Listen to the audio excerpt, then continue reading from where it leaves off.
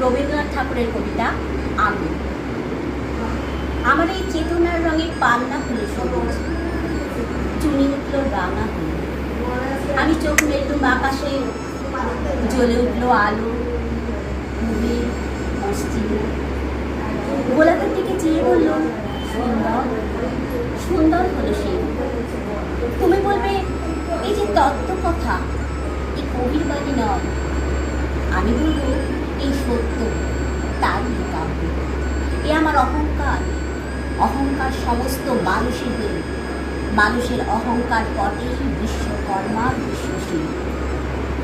তত্ত্বজ্ঞানী জপ করেছেন নিঃশ্বাসে প্রশ্বাসে, না না না, না পান্না, না চুনি, না আলো, না গোলাপ, না আমি, না তুমি। ওদিকে অসীম তিনি স্বয়ং করেছেন সাধনা। মানুষের সীমানায় তাকেই বলি আমি। সেই আমির বহরে আলো আধারের ঘটল সঙ্গম, দেখা দিল রূপ, জেগে উঠল রস, না কখন ফুটে হলো হা।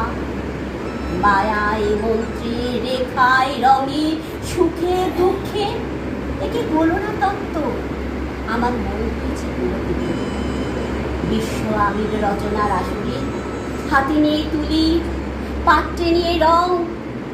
পণ্ডিত বলছেন বুড়ো চন্দ্রটা নিষ্ঠুর চতুর হাসি তার। মৃত্যু দূতের মতো বুড়ি মেরে আসতেছে পৃথিবীর পাঁজরের কাছে। একদিন দেবে চরম টান তার সাগরে পর্বতে। মত্তলোকের মহাকালের নতুন খাতায় পাতা জুড়ে নামবে একটা শূন্য। দিলে পেবে দিন রাতের জমা খরচ। মানুষের কীর্তি হারাবে তার অমরতার ভান। তার ইতিহাসে লেপে দেবে অনন্ত রাত্রির কালি। মানুষের যাবার দিনের চোখ বিশ্ব থেকে নিগিয়ে নেবে রং। মানুষের যাবার দিনের মন ছালিয়ে নেবে রস। শক্তির কম্পন চলবে আকাশে আকাশে, জ্বলবে না কোথাও আলো। বিনাহীন সভায় যন্ত্রীর আঙুল নাচবে, বাজবে না সুর। সেদিন কবিত্বহীন বিধাতা একা রবেন বসে। নীলিমাহীন আকাশে ব্যক্তিত্বহারা অস্তিত্বের গণিত তখন বিরাট বিশ্বভুবনে দূরে দূরান্তে অনন্ত অসংখ্য লোকে লোকান্তরে এ বাণী ধ্বনিত হবে না কোনো কানে। তুমি সুন্দর, আমি ভালোবাসি। বিধাতা কি আবার বসবেন সাধনা করতে?